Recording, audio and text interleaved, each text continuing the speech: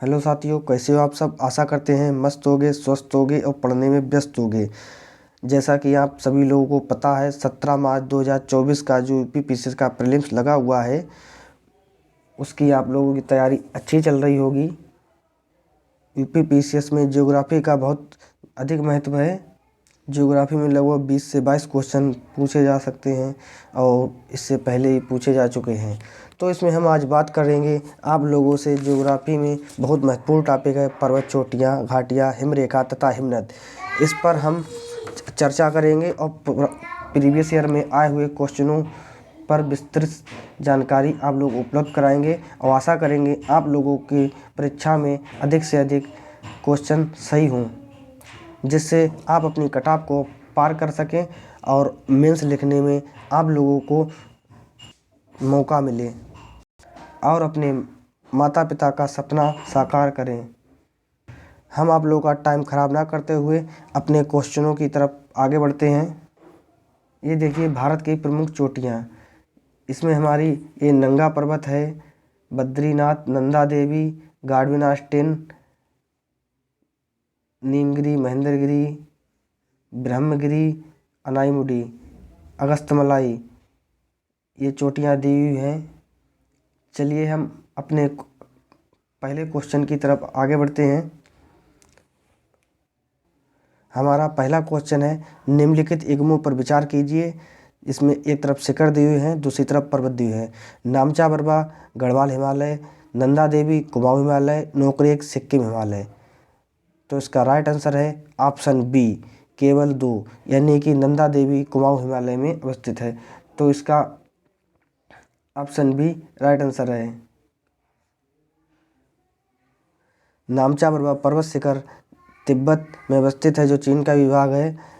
नंदा देवी भी पर्वत शिखर के नाम से 2 शिखर हैं, नंदा देवी पश्चिमी एवं नंदा देवी पूर्वी। इनमें से नंदा देवी पश्चिमी चमोली जिले में स्थित है और जो गढ़वाल हिमालय पर्वत का शिखर है, जबकि नंदा देवी पूर्वी चमोली, पिथौरागढ़ एवं बागेश्वर जिलों की सीमा पर स्थित है। जो कुमाऊं हिमालय पर्वत का शिखर है, चूँकि प्रश्न में केवल नंदा देवी शिखर पूछा गया है, तो इस हिसाब से ऑप्शन डी हमारा ठीक होगा। चलिए हम अपने नेक्स्ट क्वेश्चन की तरफ आगे बढ़ते हैं।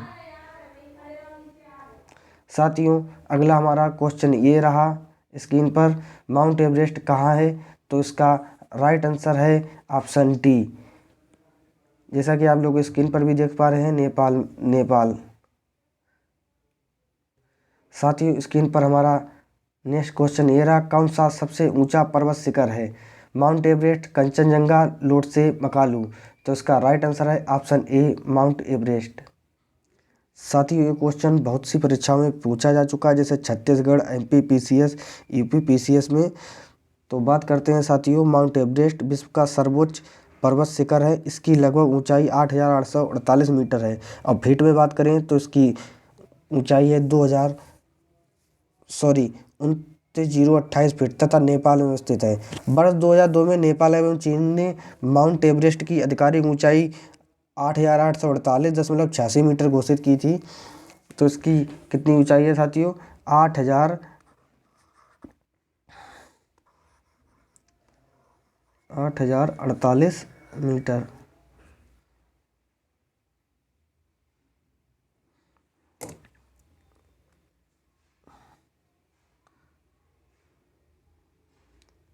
और फीट में साथियों बात करें तो 29,028 इसकी फीट में लंबाई है। साथियों, हम अगले क्वेश्चन पे आगे बढ़ेंगे। स्क्रीन पर हमारा नेक्स्ट क्वेश्चन ये रहा, प्रथम भारतीय नारी जो एवरेस्ट शिखर पर चढ़ने में सफल हुई थी। ऑप्शन है Bachendri Pal, option B dicky Dolma, option C Santosh Yadav, option D PT Usha.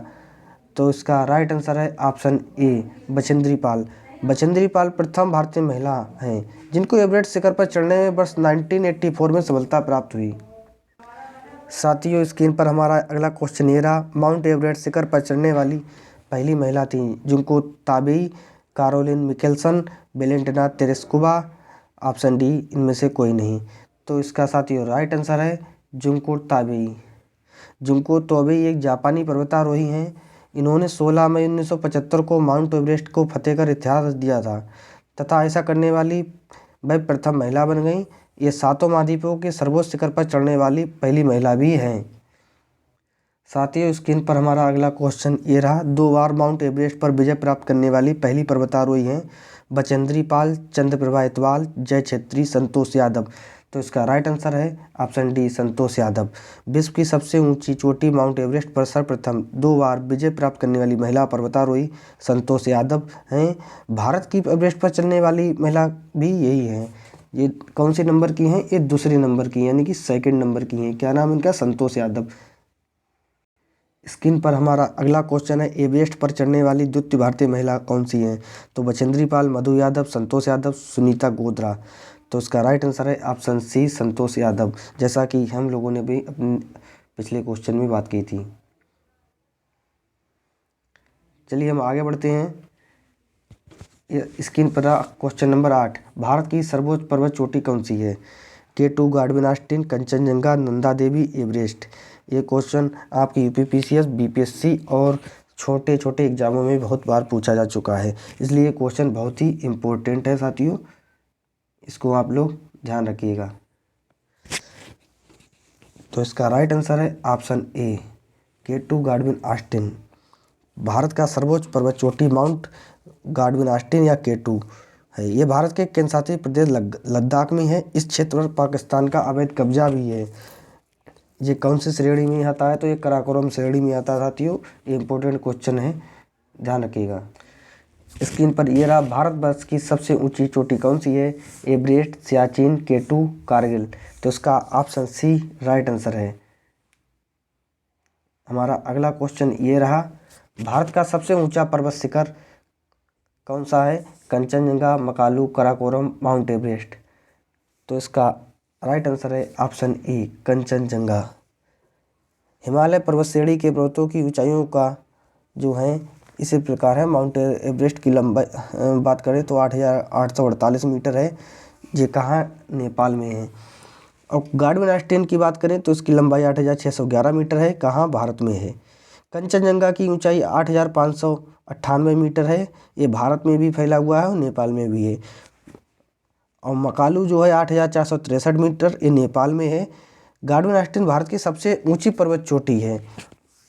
वर्ष 2020 में नेपाल एवं चीन ने संयुक्त रूप से माउंट एवरेस्ट की आधिकारिक ऊंचाई 8,848.86 मीटर घोषित की थी।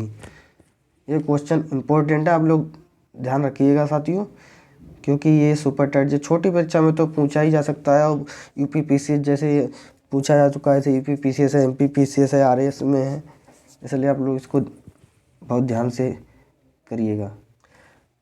हमारा नेक्स्ट क्वेश्चन स्क्रीन पर ये रहा, हिमालय की ऊंची चोटी कंचनजंगा कहाँ स्थित है?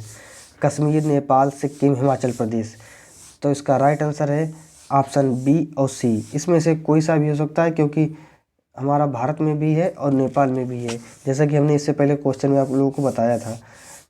तो इसका आप ऑप्शन बी भी हो सकता है, सी भी हो सकता है। अब ये डिपेंड ये करेगा कि आपके परीक्षा में किस हिसाब से ऑप्शन दिए हुए हैं। चलिए हम अपने नेक्स्ट क्वेश्चन की तरफ आगे बढ़ते हैं। निम्न में सही क्रम क्या है? Godwin Austen, Kanchenjunga, Mount Everest. Option B, Nanda Devi, Godwin Austen, Kanchenjunga. Option C, Mount Everest, Godwin Austen, Kanchenjunga. Option D, Godwin Austen, Mount Everest, Kanchenjunga. तो इसका साथियों राइट आंसर है option C, Mount Everest, Godwin Austen, Kanchenjunga. यानी माउंट एवरेस्ट हमारी सबसे ऊंची चोटी है, उसके बाद में दूसरे नंबर पर गार्डविन आस्टिन आती है, जिसको हम K2 भी कहते हैं। इसके बाद नंबर 3 पे आती है कंचनजंगा। साथियों स्क्रीन पर हमारा अगला क्वेश्चन ये रहा, नंदा देवी स्थित है हिमाचल प्रदेश में, उत्तराखंड में, नेपाल में, सिक्किम में। तो ये हमारा राइट आंसर इसका है ऑप्शन बी, उत्तराखंड में। नंदा देवी शिखर बृहद हिमालय पर्वत श्रृंखला में भारत के उत्तराखंड राज्य में स्थित है। हमारा अगला क्वेश्चन साथियों ये रहा, गुरु शिखर पर्वत चोटी कौन से राज्य में अवस्थित है? IAS प्री 2007 में क्वेश्चन आया हुआ है। राजस्थान, गुजरात, मध्य प्रदेश, महाराष्ट्र। तो इसका राइट आंसर है ऑप्शन ए, राजस्थान। गुरु शिखर राजस्थान के सिरोही जिले में अरावली पर्वत की सर्वोच्च चोटी है। इसकी ऊंचाई समुद्र तल से 1,722 मीटर है। इसकी कितनी ऊंचाई है? 1722 मीटर। साथियों, नंदा देवी शिखर स्थित है उत्तराखंड में। क्वेश्चन हो चुका है। हम आगे बढ़ रहे हैं साथियों। निम्नलिखित में से कौन सा एक अरावली का उच्चतम शिखर है? सज्जनगढ़, लीलागढ़, कुंभलगढ़, तारागढ़। तो इसका राइट आंसर है ऑप्शन सी, कुंभलगढ़। अरावली का सर्वोच्च शिखर गुरु शिखर है, जो विकल्प में नहीं है, इसलिए ऑप्शन को देखते हुए हम कुंभलगढ़ को सही मानेंगे।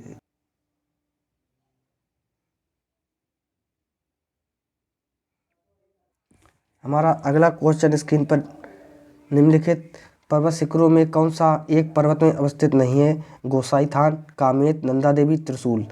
तो इसका राइट आंसर है ऑप्शन ए, गोसाई थान। नंदा देवी, कामेत तथा त्रिशूल पर्वत शिखर भारत के उत्तराखंड राज्य में अवस्थित है, जबकि गोसाई थान तिब्बत में नेपाल की सीमा के निकट अवस्थित है। ऑप्शन क्वेश्चन नंबर 20, अधोलिखित युग्मों में कौन सा सही सुमेलित नहीं है? माउंट आबू अरावली पहाड़ियाँ, कोडाई कनाल अन्नामलाई पहाड़ियाँ, उत्कटन नीलमणि पहाड़ियाँ, शिमला पीर पंजाल श्रेणी। साथियों, कोडाई कनाल अन्नामलाई पहाड़ी में नहीं बल्कि तमिलनाडु के डिंडीगुल जिले में पालनी पहाड़ी में स्थित है। पालनी पहाड़ी पश्चिम में अन्नामलाई पहाड़ी से जुड़ी हुई है। यहाँ ये उल्लेखनीय है कि इस प्रकार शिमला पीर पंजाल श्रेणी में नहीं बल्कि धौलाधार श्रेणी में स्थित है। इस प्रकार ऑप्शन बी, डी दोनों गलत हैं। साथियों, स्क्रीन पर हमारा अगला क्वेश्चन ये रहा, निम्नलिखित में कौन सी एक चोटी भारत में अवस्थित नहीं है? गुरला मांधाता, नामचा बरवा, कामेत, नंगा पर्वत। तो इसका राइट आंसर है ऑप्शन ए और बी, यानी कि ऑप्शन ए भी हो सकता है, ऑप्शन बी भी हो सकता है।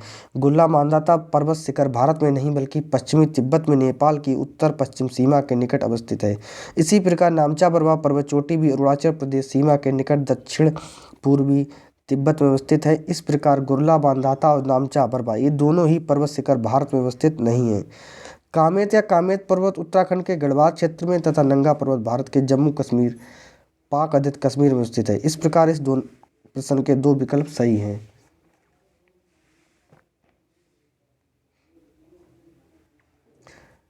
स्क्रीन पर हमारा अगला क्वेश्चन साथियों ये रहा, गौलाटा चोटी किस पाठ में अवस्थित है? सामरी पाठ, मैन पाठ, जसपुर पाठ, जारंग पाठ। तो इसका राइट आंसर है ऑप्शन ए, सामरी पाठ। गौलाटा चोटी सामरी पाठ के चांदो पहाड़ी रेंज में स्थित है। ये छत्तीसगढ़ राज्य में स्थित है। इस पर्वतीय शिखर की ऊंचाई लगभग 1225 मीटर है।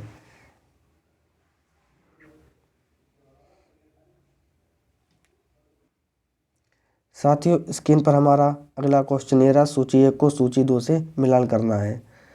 भारत के एक तरफ राज्य दिए हुए हैं और दूसरी तरफ भारत की ऊंची चोटियाँ दी हुई हैं। तमिलनाडु धूपगढ़, राजस्थान सारामती चोटी, नागालैंड गुरुशिखर चोटी, मध्य प्रदेश डोडा बेटा चोटी। तो इसके ऑप्शन है 3, 2, 1, 4। Option B 1, 4, 3, 2। Option C 4, 2, 3, 1। Option D 4, 3, 2, 1। इसका राइट आंसर है ऑप्शन डी, 4, 3, 2, 1, यानी कि तमिलनाडु डोडा बेटी चोटी, राजस्थान गुरुशिखर चोटी, ऑप्शन सी नागालैंड सारामती चोटी, मध्य प्रदेश धूपगढ़ चोटी। तो इसका राइट आंसर हो गया ऑप्शन डी। चलिए हम अपने अगले क्वेश्चन पे आगे बढ़ते हैं। हिमालय में त्रिशूल शिखर के संदर्भ में निम्नलिखित में से कौन सा कथन सही है? नंबर 1, ये उत्तराखंड के बागेश्वर जिले में स्थित है। ऑप्शन नंबर 2, यह चोटी 7500 मीटर से भी अधिक ऊंची है। तो इसमें आपको सही उत्तर बताना है। तो इसका राइट आंसर है ऑप्शन ए, ये उत्तराखंड के बागेश्वर जिले में स्थित है। इसकी ऊंचाई 7500 मीटर नहीं है। त्रिशूल 3 हिमालय पर्वत चोटियाँ का एक समूह है, जिसकी सबसे ऊंची चोटी त्रिशूल फर्स्ट की ऊंचाई लगभग 7120 मीटर, जबकि त्रिशूल सेकंड की ऊंचाई 6680 मीटर एवं त्रिशूल 3 की ऊंचाई 6315 मीटर है। ये उत्तराखंड में स्थित है। ये समूह भगवान शिव के त्रिशूल के समान प्रतीत होती है। साथियों, हम आपके लिए आगे बढ़ते हैं और घाटियों के क्वेश्चन करा रहे हैं। घाटियों का हमारा पहला क्वेश्चन स्क्रीन पर ये रहा, कुल्लू घाटी जिन पर्वत श्रेणी के बीच अवस्थित है वे है धौलाधार तथा पीर पंजाल। रणज्योति तथा नागटिब्बा, लद्दाख तथा पीर पंजाल, मध्य हिमालय तथा शिवालिक। साथियों, तो इसका राइट आंसर है ऑप्शन ए, धौलाधार तथा पीर पंजाल। कुल्लू घाटी हिमाचल प्रदेश में धौलाधार और पीर पंजाल श्रेणियों के मध्य में स्थित है। हमारा स्क्रीन पर अगला क्वेश्चन ये रहा, नीलांग घाटी किस राज्य में स्थित है? हिमाचल प्रदेश, सिक्किम, जम्मू एवं कश्मीर, उत्तराखंड। तो इसका राइट आंसर है ऑप्शन डी, उत्तराखंड। नीलांग घाटी भारत के उत्तराखंड राज्य उत्तरकाशी जिला स्थित गंगोत्री नेशनल पार्क में स्थित है। साथियों, अगला हमारा क्वेश्चन नंबर 3। सूची 1 को सूची 2 से मिलान करना है। मरका घाटी सिक्किम में, जुकू घाटी हिमाचल प्रदेश में, सांगला घाटी जम्मू और कश्मीर में, युथांग घाटी नागालैंड में। तो इसका पहला ऑप्शन है 2 4 3 1, ऑप्शन बी है 3 1 2 4, ऑप्शन सी है 2 1 3 4, ऑप्शन डी है 3 4 2 1। तो इसका राइट आंसर है ऑप्शन डी, 3 4 2 1। मरका घाटी जम्मू कश्मीर, जुकू घाटी नागालैंड, सांगला घाटी हिमाचल प्रदेश और युथांग घाटी सिक्किम। अगला क्वेश्चन है, भारत में शांत घाटी किस राज्य में स्थित है? ये क्वेश्चन बहुत बार आ चुका है। UP TET, super TET, UPPCS, UPSI विभिन्न परीक्षाओं में पूछा जा चुका है साथियों। ये इसलिए बहुत ही इम्पोर्टेंट क्वेश्चन है।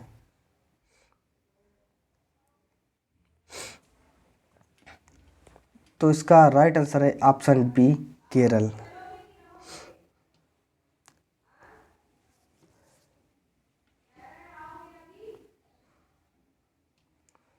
स्क्रीन पर अगला क्वेश्चन ये रहा, निम्न में कौन सा सही है? गलवान नदी का नाम गुलाम रसूल गलवान के नाम पर पड़ा। गुलवान रसूल गलवान एक लद्दाखी खोजकर्ता थे। उन्होंने सर्वेंट ऑफ साइप्स नामक एक अंग्रेजी पुस्तक लिखी। तो इसका राइट आंसर है ऑप्शन ए, यानी कि तीनों सही हैं। गलवान नदी गलवान घाटी के निर्माण का मुख्य स्रोत है। घाटी का नाम गुलाम रसूल गलवान के नाम पर रखा गया है। वह एक लद्दाखी खोजकर्ता थे। उन्होंने अंग्रेजी में सर्वेंट्स ऑफ साइप्स नाम की एक पुस्तक लिखी है।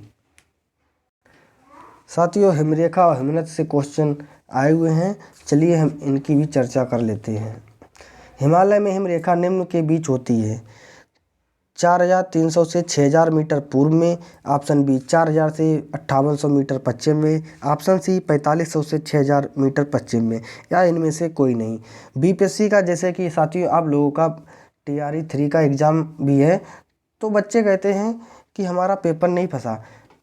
पेड ग्रुप लेते रहते हैं। पेड ग्रुप आज ये वैकेंसी है तो उसका लिया, कल दूसरी वैकेंसी है उसका लिया। ऐसे कुछ नहीं कर पाओगे बेटा, इससे कुछ नहीं होना है। आप किताब कोई अच्छी राइटर की लीजिए, घटना चक्र ले लीजिए, उसको लगाइए, बीपीएससी के पुराने क्वेश्चन लगाइए। पीसीएस का देना है तो पीसीएस का घटना चक्र उठाइए और सारे 10 ईयर के क्वेश्चन लगा डालिए। तो इसका साथियों आप लोग राइट आंसर बताइए। राइट आंसर है ऑप्शन ए, 4300 से 6000 मीटर पूर्व में। हिमरेखा की औसत ऊंचाई महान हिमालय के उत्तरी भाग में 5500 से 6000 मीटर और महान हिमालय के दक्षिणी भाग में 4500 से 6000 मीटर पर पाई जाती है।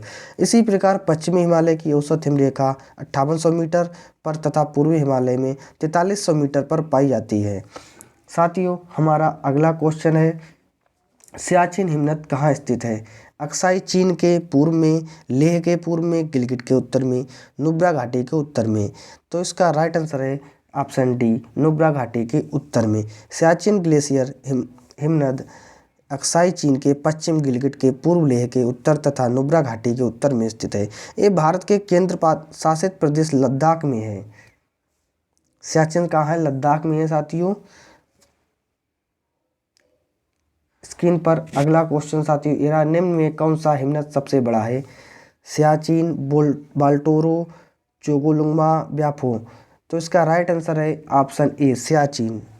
सियाचिन सबसे बड़ा हिमनद है।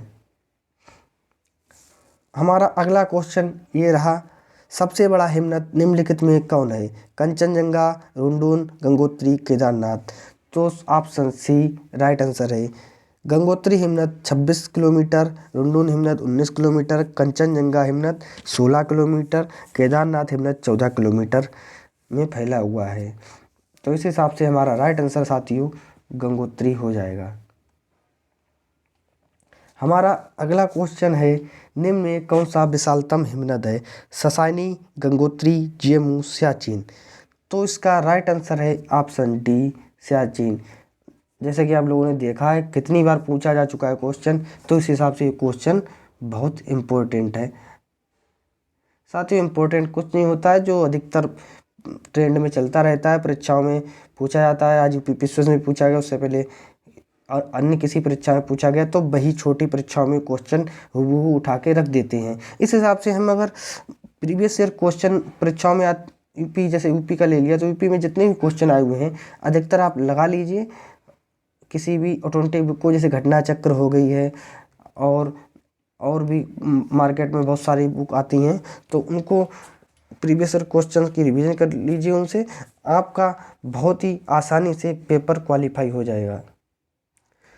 आप लोग कट ऑफ पार कर जाएंगे, आपको बिल्कुल डरने वाली बात नहीं है। साथियों कंपटीशन एक ऐसा दौर है जिसमें आप पढ़ते जाते हैं। पढ़ने से ज़्यादा हम जितना रिवीजन करेंगे उतना ही हम परीक्षाओं को, क्वेश्चन को अच्छी तरह एनालिसिस करेंगे और परीक्षा के क्वेश्चन हम सही गोला भर के आएंगे। अगर हम पढ़ते जाएंगे तो क्वेश्चन का हमें प्रकृति नहीं पता चलेगी, किस हिसाब से हमारी परीक्षा में क्वेश्चन पूछे जाते हैं। इसलिए हमें पढ़ाई के साथ अपनी प्रैक्टिस भी बहुत ज़रूरी है। चलिए स्क्रीन पर ये अगला क्वेश्चन रहा, चौराबाड़ी ग्लेशियर स्थित है केदारनाथ मंदिर के दक्षिण में, केदारनाथ मंदिर के पश्चिम में, केदारनाथ मंदिर के उत्तर में, केदारनाथ मंदिर के पूर्व में। तो इसका राइट आंसर है ऑप्शन सी, केदारनाथ मंदिर के उत्तर में। देखिए यूपी पीसीएस में 2004 में पूछा गया, यूपी पीसीएस जीआईसी में उठा के वही क्वेश्चन रख दिया गया 2010 में। इस हिसाब से हमारा ऑप्शन सी सही राइट आंसर है। चौराबाड़ी ग्लेशियर उत्तराखंड के रुद्रप्रयाग जिले में केदारनाथ मंदिर के उत्तर में अवस्थित है। हिमालय के हिमनदों के पिघलने की गति है सबसे कम, सबसे अधिक, विश्व के अन्य भागों के हिमनदों के समान है। हिमालय के हिमनदों के पिघलने के विषय में सूचना उपलब्ध नहीं है, तो इसका राइट आंसर है साथियों सबसे अधिक। हिमालय के हिमनदों के पिघलने की गति सर्वाधिक है। गंगा नदी के उद्गम स्थल पर स्थित गंगोत्री ग्लेशियर तेजी से पिघल रहा है। इसी के परिणामस्वरूप इसका विस्तार कम होकर पिछले 50 वर्षों की तुलना में लगभग आधा हो चुका है। Right answer option B. हमारा अगला क्वेश्चन साथियों ये रहा, निम्नलिखित हिमनदों में कौन सा उत्तराखंड के कुमाऊं प्रक्षेत्र में अवस्थित है? हिस्पार, जेमू, मिलाम, रूपल। तो इसका राइट आंसर है ऑप्शन सी, मिलाम।